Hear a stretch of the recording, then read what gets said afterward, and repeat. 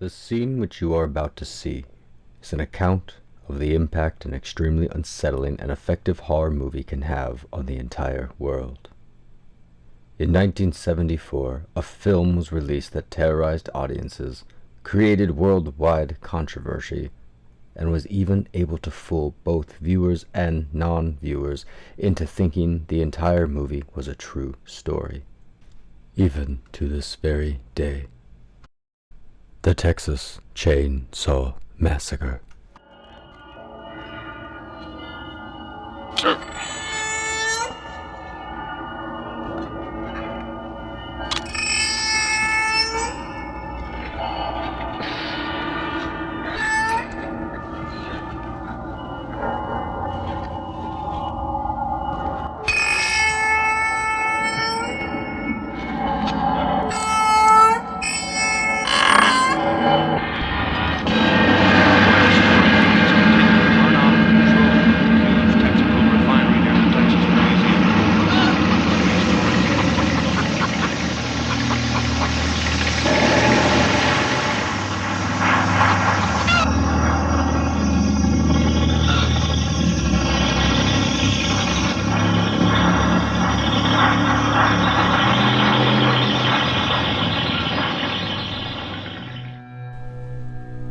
If horror could be an ensemble of finely crafted musicianship, with melodies that could speak to our emotions and cause us to look deeper into ourselves,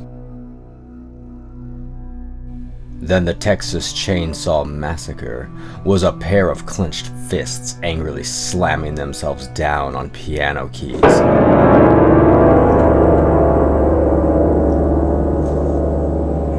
Startling you until it oddly harmonized with your screams.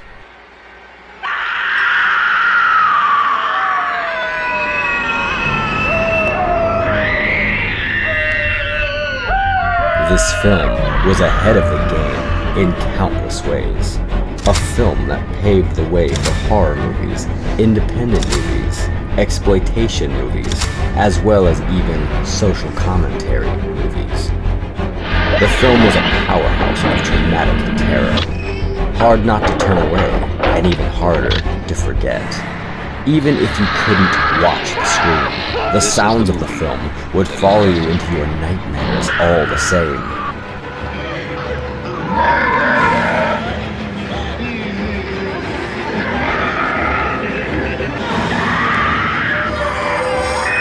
And to think, it was all originally going for a PG rating. Director Tobe Hooper and a cast of young and vibrant newcomers set out to make a quirky, albeit very scary movie that wasn't meant to be all that controversial. With little to no on-screen blood and ripe with a large amount of humor, Look what your brother did to that dog! Yeah, he got no... If I have any more fun today, I don't think I'm going to be able to take it. this low-budget film set in rural America would create a legacy of being one of the most shocking and worldwide banned horror movies of all time. A group of young adults traveling through a desolate part of Texas to visit the grave of their grandfather after multiple cases of grave robbing had been reported in the area. Grave robbing in Texas is this hour's top news story. An informant Led to them stumbling onto an off-road farmhouse where a family of maniacs live, officers there discovered what appeared to including be the legendary horror boogeyman, remains of a Leatherface.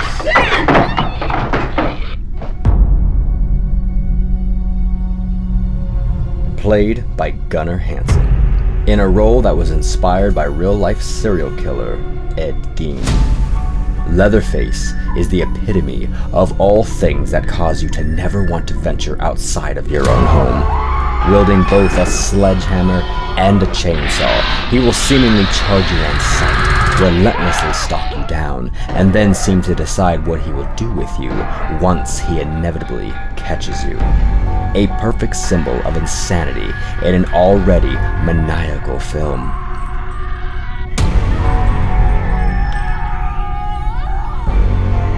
The movie's low budget and rustic dust-covered settings aided the film beautifully and lent itself to further cause people to think this movie was based on real events. The opening, which feels like the start of a documentary, uses terms like of one of the most bizarre crimes in the annals of American history, and speaks the names of our main characters as if they are already known to be dead or in peril. It caused people to question if the events of this film were real. The title of the film even sounds like a grisly headline. The crafting of the movie is so effective that you actually are not witnessing as much visible gore or violence as you think. Try and tell that to audiences in 1974, though, whose uproar caused the movie to be banned in multiple countries. The Texas Chainsaw Massacre. After you stop screaming, you'll start talking about it.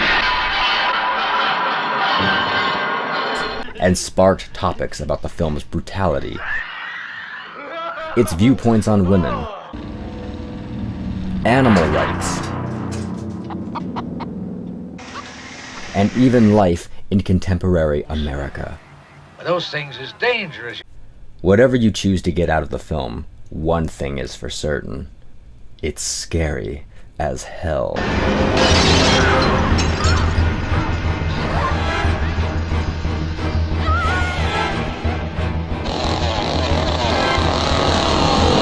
For tonight's scene, I present you what is probably considered the film's most shocking moment, and a scene that upon my first viewing widened my eyes, not just from the real depiction of terror, but how much I felt like I could literally feel this scene.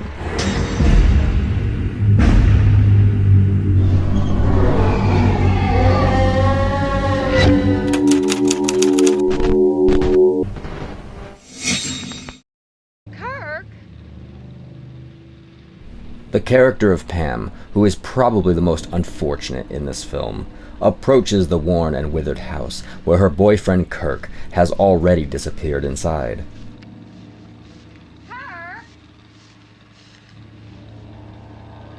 If she only knew what resided inside the walls of this home, she would be running as fast as she possibly could.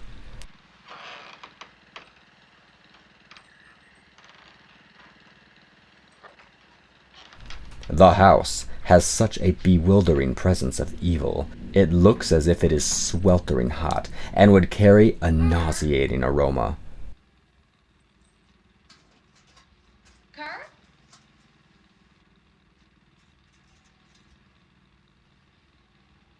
Poor Pam then happens to find her way into a room right out of your most sickening nightmares.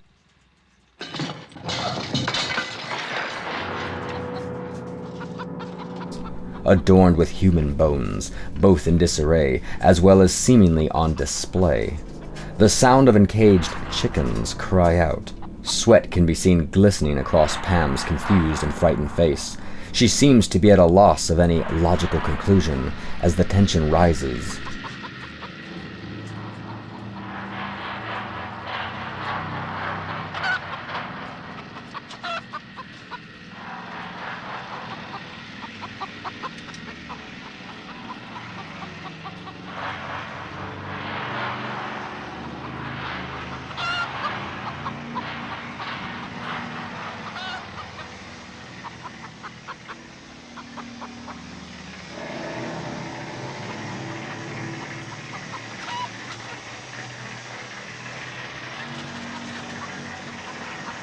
The warped rhythm of an industrial soundtrack plays. Finally, Pam manages to gain enough strength to pick herself up, seeming to almost forget about Kirk. She needs to just get out of the house. But then...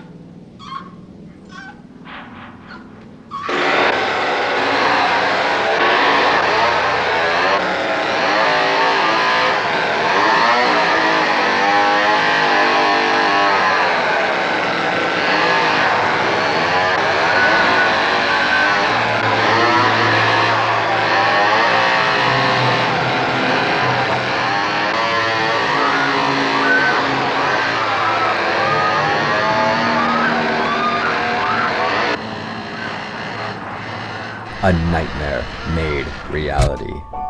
Beyond just the frightening images and sound that shape this film, what is also truly horrifying about it is the all too frightening fact that the terrors found in this film can and do happen every day just outside the comfort of our homes. The Texas Chainsaw Massacre is considered among the most influential and very best horror films ever made, and for good reason. While the movie is full of genre-defining moments, this scene is often the one you hear spoken about the most, and not just when speaking about this film, but within the annals of horror movie history.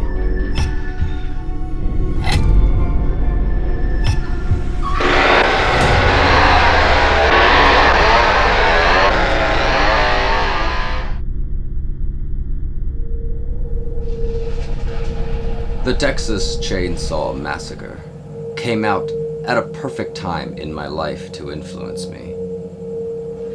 It changed the entire way I viewed horror, both in fiction and non-fiction. It was one of the first films I ever began to buy merchandise from, and a friend of mine and I even wrote songs about the movie. Here is even a very small look at one of the first film projects I ever made, dating back to the very early 2000s. The woods were painted red.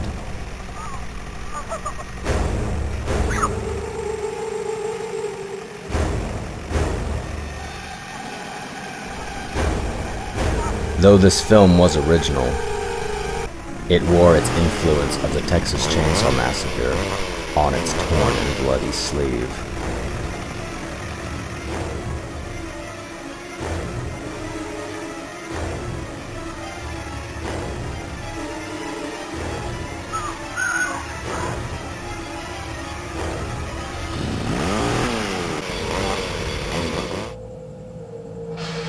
It was a personal game changer for me. And as a testament to its influence and never-ending legacy, I still discuss with people, was it or wasn't it a true story? It's still not difficult to this very day to find someone that will swear it was all true, and that the chainsaw-wielding madman is still out there.